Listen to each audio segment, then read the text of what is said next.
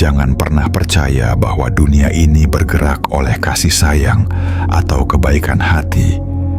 Dunia bergerak oleh kekuatan yang tidak diumumkan dan oleh keheningan yang tak bisa ditawar. Dalam simfoni kekuasaan, mereka yang berbicara terlalu banyak kehilangan arah, dan mereka yang tersedia setiap saat menjadi budak dari harapan mereka sendiri. Dalam setiap relasi, hanya ada dua posisi yang bisa ditempati: pengendali atau yang dikendalikan, dan celakanya, mayoritas memilih untuk tidak memilih. Mereka menyerah tanpa sadar demi disukai. Jangan beri kejelasan, jangan beri jaminan. Biarkan mereka hidup dalam kabut asumsi yang kau ciptakan. Karena kendali tidak diperoleh melalui argumen, tetapi melalui kebingungan yang disengaja. Orang yang terlalu mudah dijangkau akan selalu menjadi pilihan terakhir, karena nilai hanya muncul ketika akses dikunci. Itulah sebabnya strategi tertinggi bukanlah untuk mempengaruhi mereka, tetapi membuat mereka mempertanyakan kenapa mereka tidak lagi bisa mempengaruhimu. Manusia tidak menghormati cinta yang pasrah. Mereka menghormati batas. Mereka tunduk bukan pada kelembutan, tapi pada seseorang yang mampu pergi tanpa pengumuman. Ketika kamu tidak bereaksi, kamu menciptakan ruang kosong yang tak bisa mereka isi, dan kekosongan itu lebih mengganggu daripada kemarahan. Diam bukan kelemahan. Diam adalah senjata dengan ketajaman tak terlihat. Ia tidak melukai secara langsung, tetapi merusak dari dalam. Inilah prinsip pertama. Jangan pernah biarkan dirimu bisa ditebak. Kepastian membunuh rasa ingin tahu, dan rasa ingin tahu adalah dasar dari ketertarikan dan ketakutan. Jadilah misteri yang tidak bisa mereka rangkai. Jadilah pertanyaan yang tak berjawab, bukan jawaban yang mudah ditebak. Dalam kekuasaan, tidak ada yang lebih berbahaya daripada seseorang yang tidak lagi butuh validasi. Maka, jika kamu ingin benar-benar dihormati, jangan buktikan apapun. Jangan klarifikasi apapun. Jangan tegur. Jangan rayu. Pergilah dalam diam dan biarkan mereka tenggelam dalam interpretasi yang mereka ciptakan sendiri. Karena hanya dengan ketidakhadiran yang tak bisa dijelaskan, kamu memaksa mereka untuk memandang dirimu bukan sebagai manusia, tapi sebagai cermin atas kekalahan mereka sendiri. Strategi tertinggi bukanlah memenangkan pertempuran, tapi memastikan musuh tidak pernah tahu bahwa pertempuran telah dimulai dan telah selesai tanpa mereka. Bagian 1. Ketersediaan adalah kelemahan paling fatal. Dalam arsitektur kekuasaan interpersonal, kesalahan pertama yang sering dilakukan oleh mereka yang berniat dicintai adalah menjadi terlalu tersedia. Seperti kastil yang pintunya selalu terbuka, tak seorang pun akan merasa perlu mengetuk, apalagi menghormati. Ketersediaan tanpa syarat bukanlah cinta. Itu adalah pengundangan bagi peremehan. Karena ketika kehadiranmu tidak memiliki harga, maka perlakuan mereka pun tidak memiliki batas. Setiap balasan cepatmu adalah pembuktian bahwa dirimu bisa diakses kapanpun mereka mau. Setiap upaya klarifikasi dari pihakmu adalah konfirmasi bahwa kamu masih berada dalam orbit mereka. Setiap permohonan untuk dimengerti, untuk dipahami, untuk diberi penjelasan, justru menghilangkan nilai dari keheninganmu yang seharusnya menjadi senjata utama. Mereka tidak butuh klarifikasimu. Mereka tidak tertarik pada niat baikmu. Mereka hanya mengamati, mencatat, dan membentuk peta emosi. Seberapa cepat kamu bereaksi, seberapa mudah kamu terpancing, seberapa konsisten kamu tetap bertahan meski diinjak. Dan dari sana, mereka merancang skema dominasi. Bukan dengan amarah, tapi dengan jarak. Bukan dengan kekerasan, tapi dengan kelambanan. Ketika kamu menjadi orang yang terus mengejar, kamu meletakkan kekuasaan di tangan mereka, bahkan sebelum pertempuran dimulai. Dalam logika Machiavellian, memberi terlalu banyak bukanlah kemurahan hati. Itu adalah pembuangan energi yang memperlihatkan bahwa kamu belum menguasai pusat dari kekuatan, kemampuan untuk menahan diri. Ketidakhadiran bukanlah kekosongan. Itu adalah simbol dominasi emosional. Karena ketika kamu tidak menjelaskan, tidak hadir, tidak menjawab, kamu menggeser medan pertempuran ke dalam kepala mereka. Kamu membiarkan mereka bertarung melawan ekspektasi dan bayangan mereka sendiri. Dan dalam pertarungan yang sunyi itulah kamu menang, tanpa berteriak, tanpa menjelaskan, tanpa memohon. Karena sejatinya, kekuasaan tertinggi adalah ketika kamu tidak lagi perlu mengatakan bahwa kamu memilikinya. Kau hanya perlu diam, dan ketika kau diam, dunia mereka menjadi bising oleh pertanyaan yang tak memiliki jawaban. Berhenti tersedia, berhenti menjadi penghibur trauma mereka, berhenti menjadikan dirimu sebagai panggung bagi ketidakdewasaan emosional yang berulang.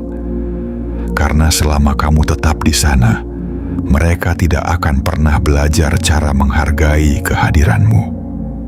Dan saat kamu pergi, bukan kehilangan kasih sayang yang mereka rasakan, tapi kehilangan kontrol.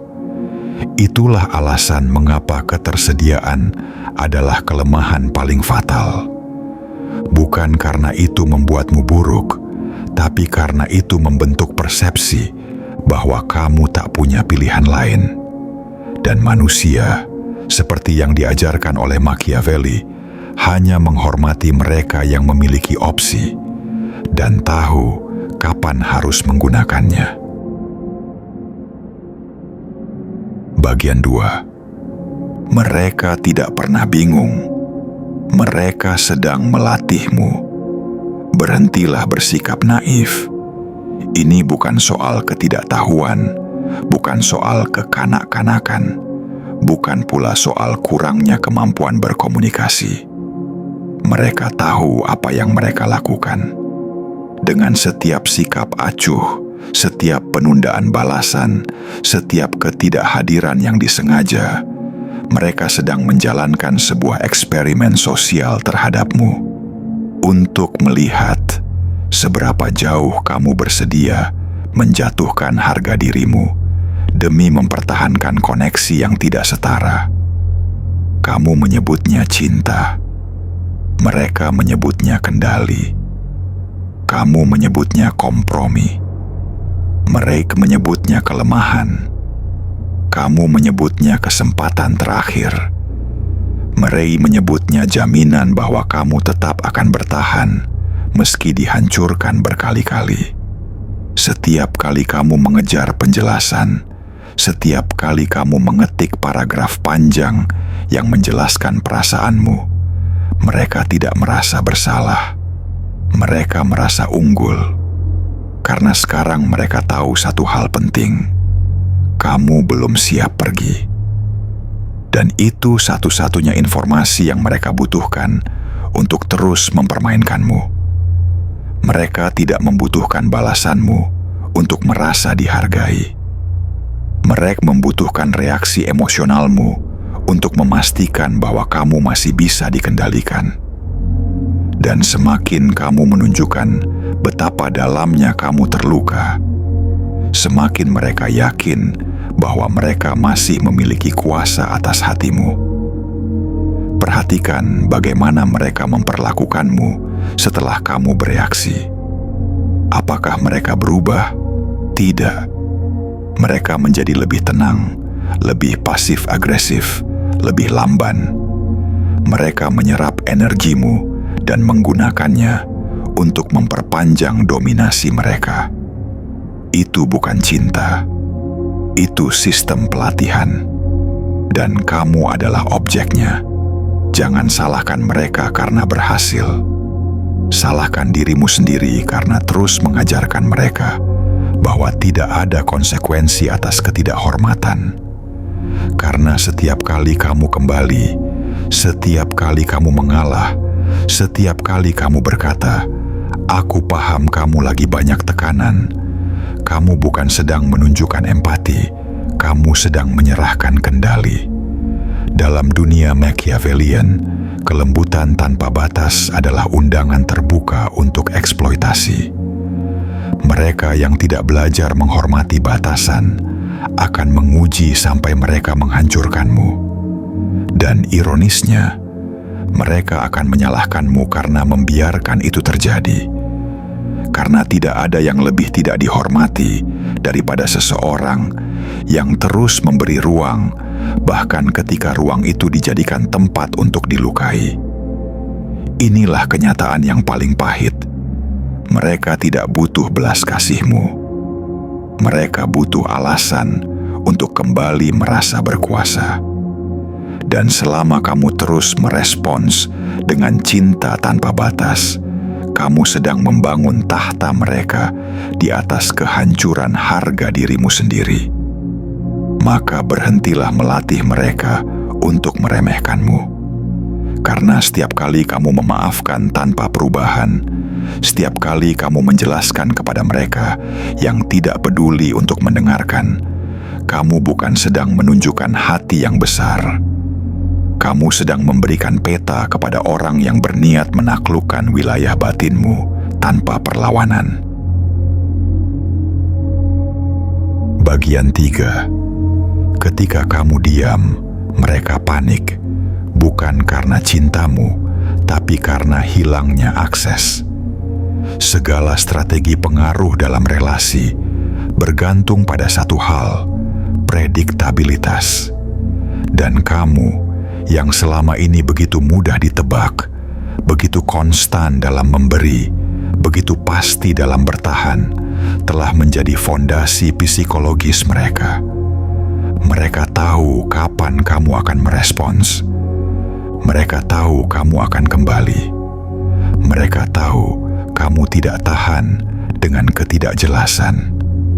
Jadi mereka menggunakannya sebagai senjata. Mereka menciptakan ketegangan. Mereka menggantung pesan. Mereka menghilang dan kembali seenaknya. Mereka menghukum dengan jara dan memberi hadiah dengan atensi singkat. Namun, ketika kamu berhenti bermain, ketika kamu tidak muncul dalam medan konflik yang mereka rancang, ketika kamu tidak lagi memenuhi panggilan batin untuk menjelaskan, menyelamatkan, atau memperbaiki, itulah momen ketika kekuasaan mereka runtuh tanpa mereka sadari. Kini kamu tak lagi memohon. Kamu tak lagi menyusun argumen emosional panjang yang menjelaskan bagaimana perasaanmu. Kamu tak lagi mengirim sinyal pasif-agresif di media sosial. Kamu diam, dan keheninganmu mengubah struktur permainan. Mereka mulai bertanya-tanya, bukan karena mereka merindukanmu secara tulus, tapi karena kamu tidak memberikan apa yang selama ini menjadi sumber kontrol mereka, reaksi emosional. Mereka mengetik pesan dengan nada ramah, "Kamu baik-baik saja." Padahal maksudnya adalah, kenapa kamu tidak lagi terpengaruh? Mereka memantau setiap unggahanmu, bukan karena ingin tahu kabarmu, tapi karena ingin mencari celah. Apakah kamu masih bisa diganggu? Apakah kamu masih terhubung? Apakah kamu masih berharap? Dalam perspektif Machiavellian, kekuatan tertinggi bukanlah kemampuan untuk menghancurkan, tapi kemampuan untuk menahan diri dari kebutuhan untuk membuktikan. Ketika kamu tidak membalas, kamu membiarkan mereka berperang melawan ketidakpastian. Ketika kamu tidak menjelaskan, kamu membuat mereka tenggelam dalam interpretasi. Ketika kamu tidak memperbaiki, kamu memaksa mereka untuk duduk dalam ketidaknyamanan yang selama ini kamu netralkan demi kenyamanan mereka. Dan itulah titik baliknya.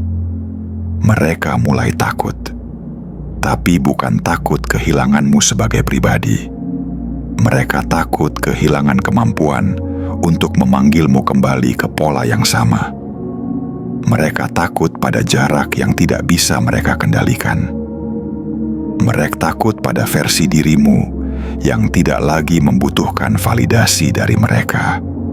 Versi yang jernih, versi yang tidak reaktif, versi yang telah naik kelas. Karena kini, kamu bukan lagi partisipan dalam permainan. Kamu adalah layar kosong tempat mereka mencerminkan semua ketakutan mereka sendiri. Dan tidak ada yang lebih mengganggu daripada berhadapan dengan seseorang yang sudah selesai. Bukan karena benci, tapi karena sadar. Sadar bahwa diam adalah satu-satunya bahasa yang tidak bisa mereka bantah. Satu-satunya pernyataan yang tak bisa diputarbalikkan. Satu-satunya bentuk kekuasaan yang tidak memberi ruang untuk tawar-menawar.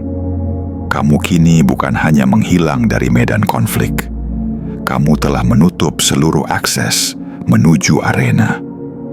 Dan dalam dunia yang dilatih oleh kontrol, tidak ada yang lebih ditakuti daripada seseorang yang tidak lagi bisa disentuh. Bagian 4. Kepergian tanpa penjelasan adalah strategi tingkat tinggi. Dalam seni kekuasaan, tidak ada yang lebih membingungkan dan menyakitkan bagi pihak yang terbiasa mengendalikan selain ditinggalkan tanpa narasi, tanpa ledakan, tanpa debat, tanpa permohonan terakhir, hanya keheningan yang tak terjemahkan. Karena keheningan seperti itu tidak memberi mereka musuh untuk disalahkan, tidak memberi mereka penyesalan untuk diperbaiki, dan tidak memberi mereka panggung untuk bermain sebagai korban. Mereka menunggu pertengkaran. Mereka berharap kamu akan kembali dengan emosi yang meledak-ledak. Mereka siap membalas pesan panjangmu dengan satu kalimat acuh yang penuh manipulasi. Tapi ketika kamu tak memberikannya, ketika kamu benar-benar tak menoleh ke belakang, kamu menghancurkan seluruh kerangka permainan mereka. Kau tidak bermain dalam batasan mereka. Kau menciptakan medan sendiri, sunyi, tenang, tak terbaca. Kepergian yang tiba-tiba dan tenang adalah bentuk ultimatum tanpa kata. Ia bukan reaksi emosional. Ia adalah perhitungan. Ia adalah deklarasi diam bahwa kamu tak akan lagi berpartisipasi dalam hubungan yang memakan harga dirimu sendiri. Bukan karena kamu benci, tapi karena kamu tak lagi rela mendanai pola yang menyakitkan dengan energimu. Dan inilah yang menghantui mereka. Bukan amarahmu, melainkan hilangnya pertunjukan emosional yang biasa. Mereka tidak bisa memanipulasi kesunyian. Mereka tidak bisa mengontrol apa yang tidak bisa mereka baca. Mereka tak bisa mengintervensi proses internal yang kini tertutup bagi mereka. Mereka hanya bisa mengamati dari kejauhan, mencoba menyusun potongan puzzle dari frasa terakhir yang kau ucapkan, dari postingan yang tidak menjelaskan apa-apa, dari ekspresimu yang kini terlalu netral untuk didekati. Kau tak perlu menyindir, tak perlu menjelaskan, tak perlu mengunggah kutipan tentang self-love. Cukup hilang dengan tenang. Karena tak ada yang lebih kuat dari seseorang yang tahu kapan berhenti dan tidak merasa perlu untuk menjelaskan keputusannya kepada siapapun. Dalam perspektif Machiavellian, strategi terbaik bukanlah membalas dengan kekuatan yang sama, tapi meninggalkan medan sebelum pihak lain menyadari bahwa kau sudah jauh lebih unggul. Kepergian seperti itu mengubah persepsi mereka secara total. Kini, bukan kamu yang butuh jawaban. Mereka yang terjebak dalam pertanyaan. Pertanyaan itu menghantui. Mereka bertanya-tanya apakah kamu benar-benar selesai. Apakah kamu telah menemukan seseorang yang lebih baik? Apakah kamu memaafkan mereka diam-diam, atau justru tak pernah ingin melihat wajah mereka lagi? Mereka menyusun skenario. Mereka berharap mendapat penjelasan, tapi tak ada yang datang, karena tak akan ada yang datang. Kau telah mengambil keputusan tertinggi yang bisa diambil oleh siapapun yang pernah direndahkan, pergi tanpa memberikan penutupan. Dan dalam kepergian itu, mereka bukan hanya kehilanganmu, mereka kehilangan kendali. Mereka kehilangan validasi yang biasa mereka dapatkan dari reaksimu. Dan disitulah kamu mengklaim kembali tahta atas harga dirimu. Bukan dengan agresi, tapi dengan ketiadaan total. Ketiadaanmu kini menjadi suara paling nyaring di kehidupan mereka. Dan mereka akan mendengarkannya setiap malam dalam bentuk rasa bersalah, kebingungan, dan kerinduan yang tidak pernah mereka bayangkan akan muncul saat kamu memilih diam. Bagian 5. Mereka tidak merindukanmu. Mereka merindukan kontrol atas versi dirimu yang lama. Kesalahan fatal yang sering dilakukan oleh mereka, yang baru mulai bangkit dari luka, adalah meyakini bahwa ketika orang-orang yang dulu menyakitinya kembali mencarinya, itu pertanda cinta yang masih ada. Padahal tidak, itu bukan cinta, itu krisis kendali. Mereka tidak merindukanmu sebagai pribadi yang utuh. Mereka merindukan versi dirimu yang bisa mereka kelola, yang bisa mereka atur kapan datang dan kapan diam, yang bisa mereka timpa dengan ekspektasi tanpa batas, yang tidak pernah membela diri karena takut ditinggalkan. Mereka merindukan seseorang yang mereka latih untuk selalu kembali, meski berkali-kali disakiti. Dan kini, ketika kamu tak lagi merespons, tak lagi memberi narasi, tak lagi menunjukkan luka, mereka merasa kehilangan kuasa. Bukan karena mereka kehilangan cinta, tapi karena mereka kehilangan kebiasaan. Kebiasaan untuk mengaturmu, kebiasaan untuk melemparkan gaslighting, dan melihatmu sibuk membuktikan bahwa kamu bukan orang jahat. Kebiasaan untuk menghilang, lalu kembali dan menemukanmu masih di tempat yang sama dengan hati terbuka. Saat kamu berhenti menjadi versi lama itu, versi yang mudah mengampuni, versi yang selalu butuh kejelasan, versi yang mengorbankan ketenangan demi koneksi, kamu bukan hanya berubah, kamu menjadi asing. Dan dalam dunia manipulatif, keasingan berarti bahaya, karena mereka tak lagi bisa membaca langkahmu, tak lagi bisa memperkirakan reaksi emosionalmu, tak lagi bisa menggenggam benang kendali seperti dulu. Mereka akan mulai bertanya-tanya, apakah kamu benar-benar sudah berubah? Apakah kamu sudah punya seseorang yang baru? Apakah kamu membalas tindakan mereka dengan ketegasan atau sekadar tidak peduli? Tapi mereka tidak akan pernah tahu jawabannya. Karena sekarang, kamu tak lagi merasa perlu menjawab. Dan justru dalam ketidakpastian itulah kamu menjadi magnet dari ketakutan mereka sendiri. Karena kamu kini bukan hanya seseorang yang pergi. Kamu adalah misteri. Kamu adalah diam yang menggema dalam kepala mereka. Kamu adalah kebebasan yang dulu mereka remehkan dan kini tak lagi bisa mereka temui. Mereka mengira kamu akan kembali seperti sebelumnya, lembut, siap memahami, siap memaafkan, siap mendengar alasan yang sama untuk kesalahan yang berulang. Tapi yang mereka temui adalah kehampaan. Bukan karena kamu berubah jadi dingin, tapi karena kamu telah jenuh. Karena kamu akhirnya menyadari bahwa tidak semua cinta harus diperjuangkan, terutama cinta yang tak pernah memperjuangkanmu kembali. Dan ketika seseorang berhenti melanggar batas dirinya demi menjaga koneksi dengan orang yang tidak menghormatinya, itu bukan kejam, itu kesembuhan, itu strategi. Machiavelli tidak akan menyuruhmu membalas. Ia akan menyuruhmu memperkuat pertahanan, menutup akses, menjaga jarak. Karena dalam diam itulah orang-orang yang dulu menyepelekanmu mulai melihat apa yang sebenarnya mereka hancurkan.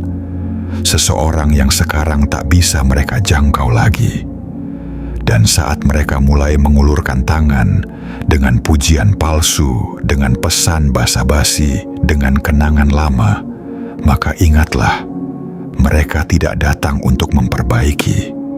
Mereka datang untuk mengembalikanmu ke versi lama. Versi yang bisa mereka kontrol. Versi yang tidak mengerti kekuatannya. Tapi versi itu telah mati. Dan kematian versi lama itulah yang membuat mereka takut. Bukan karena mereka kehilanganmu, tapi karena mereka tak bisa lagi memiliki cara lama untuk mempertahankan dominasi. Kamu bukan lagi sekadar orang yang pergi. Kamu kini adalah cermin, dan mereka membenci pantulan yang mereka lihat di dalamnya. Bagian 6. Kini kamu adalah ketakutan terbesar mereka, versi diri yang tak lagi bisa dikendalikan. Setiap strategi kekuasaan memiliki satu titik kritis. Saat objek dominasi menyadari bahwa ia bisa pergi tanpa perlu memberi pemberitahuan. Dalam relasi yang timpang, kekuasaan tidak pernah berada di tangan yang mencintai lebih dalam. Ia berada di tangan yang paling mampu mengatur jarak.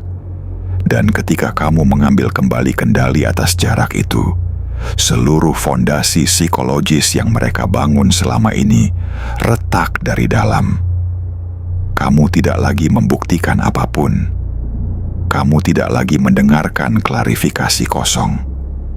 Kamu tidak lagi peduli pada narasi tentang masa lalu yang mereka ciptakan demi mencuci tangan dari kesalahan yang disengaja. Kamu diam, tapi diam itu bukan kelemahan. Diam itu bukan pasif. Diammu kini adalah keputusan yang disengaja, bukan karena kamu takut konfrontasi, tapi karena kamu tahu konfrontasi hanya akan memberi mereka apa yang mereka cari, akses emosional. Dan kini mereka gelisah, karena mereka kehilangan satu-satunya alat yang selama ini membuat mereka merasa unggul, reaksimu. Mereka menguntit dari jauh, membaca ulang pesan terakhirmu, mencoba menafsirkan senyap sebagai kemarahan yang masih bisa ditenangkan. Tapi tak ada kemarahan, tak ada dendam. Yang ada hanya kejelasan. Kejelasan bahwa kamu telah selesai. Dan kejelasan itulah yang terasa seperti pengkhianatan bagi mereka yang terbiasa melihatmu hancur demi mempertahankan relasi yang tak pernah mereka rawat. Mereka mulai membuat narasi baru untuk menenangkan ego mereka sendiri.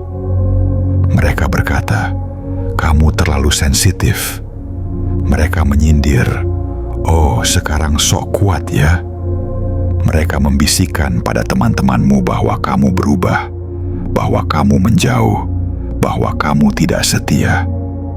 Tapi mereka tidak tahu bahwa kamu tidak berubah. Kamu hanya berhenti memberi kesempatan kepada orang yang tak tahu caranya menghargai kehadiranmu. Dalam strategi politik, musuh yang paling ditakuti bukan yang menyerang terang-terangan, tapi yang menghilang dari radar dan membangun kekuatannya di tempat lain. Dan begitulah kamu kini dipandang oleh mereka, bukan sebagai sosok lemah yang bisa dipanggil kembali kapan saja, melainkan sebagai kekuatan tenang yang menolak bermain dalam arena yang sama. Kini kamu adalah ketakutan terbesar mereka, bukan karena kamu melakukan sesuatu, tapi karena kamu tidak melakukan apa-apa, tidak membalas, tidak menyindir, tidak kembali. Dan justru karena itu, mereka tahu kontrol itu telah hilang selamanya. Mereka akan mencoba berpura-pura kuat. Mereka akan menciptakan versi cerita yang menjadikanmu pihak yang berlebihan. Mereka akan meyakinkan diri sendiri bahwa kamu hanya sedang butuh waktu. Tapi jauh di dalam, mereka sadar versi lama dirimu tidak akan pernah kembali. Versi yang merelakan harga diri demi keberadaan. Versi yang diam karena takut kehilangan. Versi yang menangis dalam hening dan berharap mereka berubah. Versi itu telah mati, dan kematiannya adalah deklarasi kekuasaan terbesarmu. Sekarang kamu bukan lagi seseorang yang menunggu untuk dihargai. Kamu adalah seseorang yang menghargai dirinya sendiri lebih dari siapapun. Dan itu bukan bentuk dendam. Itu bentuk revolusi pribadi. Dan dalam dunia yang selalu mengharapkanmu tunduk, menjadi seseorang yang tak bisa lagi dijinakkan adalah tindakan politik paling radikal. Bagian 7. Kau bukan penjahat, bukan pahlawan, kaulah pelajarannya. Dalam setiap relasi yang rusak, akan selalu ada keinginan untuk menjelaskan, untuk membela, untuk mengoreksi narasi. Tapi kamu tahu, semakin kamu mencoba menjelaskan, semakin mereka membingkainya sesuai kehendak mereka. Maka kamu berhenti. Kamu diam bukan karena tidak punya kata, tapi karena kamu memilih membiarkan fakta berbicara sendiri melalui ketidakhadiranmu. Kini kamu bukan lagi tokoh dalam cerita mereka. Kamu adalah cerita itu sendiri, bukan antagonis, bukan protagonis, tapi metafora. Kau bukan musuh, bukan korban. Kau adalah pelajaran yang tidak pernah mereka pelajari. Dan dunia akan memaksa mereka mempelajarinya, entah lewat kehilanganmu atau lewat cermin dalam relasi mereka selanjutnya. Cermin yang akan terus menunjukkan bentuk luka yang sama, pola pengabaian yang sama, dan bayanganmu yang selalu muncul ketika mereka menyia-nyiakan seseorang lagi. Mereka akan bertemu seseorang yang tak sebaik dirimu, yang tak sesabar kamu, yang tak setia seperti kamu. Dan saat itu tiba, mereka akan memahami bahwa yang mereka hilangkan bukan hanya pasangan atau teman. Mereka kehilangan satu-satunya orang yang bersedia mengerti sisi mereka, yang bahkan tidak mereka pahami sendiri. Tetapi kamu tidak perlu mengetahuinya, tidak perlu menyaksikannya, tidak perlu membuka diri ketika mereka akhirnya kembali dan berkata, "Aku baru sadar," karena kamu tahu mereka tidak berubah. Mereka hanya terpukul oleh konsekuensi, dan kamu tidak lagi bertransaksi dengan konsekuensi. Kamu hidup dalam wilayah yang hanya bisa dimasuki oleh mereka yang siap bertanggung jawab sejak awal.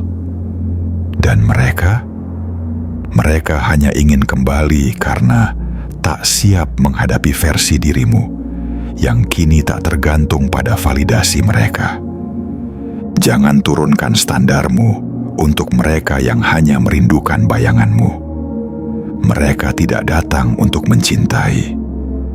Mereka datang untuk menaklukkan kembali ruang yang dulu mereka duduki. Tapi kali ini pintunya sudah terkunci. Bukan karena kamu dendam, tapi karena kamu sudah membangun rumah baru di dalam dirimu. Rumah yang tidak lagi mengizinkan pengunjung yang datang dengan tangan kosong dan ego sebesar langit. Machiavelli pernah berkata bahwa metode pertama untuk mengukur kecerdasan seorang pemimpin adalah dengan melihat siapa yang ia izinkan berada di sekitarnya. Maka lihatlah ke sekelilingmu. Siapa yang kamu toleransi? Siapa yang kamu beri ruang meski mereka hanya datang untuk menguras? Itu bukan kesalahan mereka semata. Itu pilihanmu. Tapi kini pilihan itu telah berubah. Sekarang kamu bukan lagi yang memberi ruang. Kamu adalah ruang itu sendiri. Ruang yang sunyi, kuat, tak bisa dipaksa. Ruang yang hanya bisa ditempati oleh mereka yang tahu caranya menghormati, bahkan ketika kamu tidak lagi berkata apa-apa. Dan dalam dunia yang penuh kebisingan, seseorang yang mampu diam tanpa rasa takut adalah sosok yang tak bisa dikendalikan. Seseorang yang tidak lagi berharap dipilih karena ia telah memilih dirinya sendiri. Kamu bukan penjahat, kamu bukan pahlawan.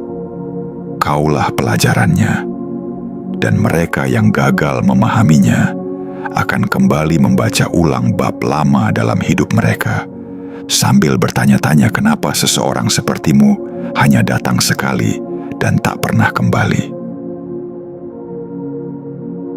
Di akhir dari semua ini, satu kebenaran tak bisa disangkal.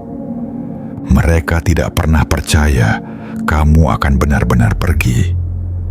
Mereka percaya kamu akan terus membungkuk, terus mengulur tangan, terus bertahan, bahkan ketika harga dirimu tergerus habis. Mereka bersandar pada keyakinan bahwa kamu lebih takut kehilangan mereka daripada kehilangan dirimu sendiri. Tapi hari itu datang ketika kamu berhenti menyirami padang gurun yang tak pernah berniat menumbuhkan apapun selain pengabaian. Kamu tidak memberi peringatan, kamu tidak mengatur panggung perpisahan, kamu tidak menciptakan drama, kamu hanya berhenti. Dan dalam keheningan itu, kamu mengembalikan kendali. Kamu mencabut daya tarik dari genggaman mereka dan mengubur versi lamamu yang pernah membiarkan semuanya terjadi. Kini kamu hidup bukan untuk membuktikan dirimu pada mereka, tapi untuk menegakkan batas pada dirimu sendiri.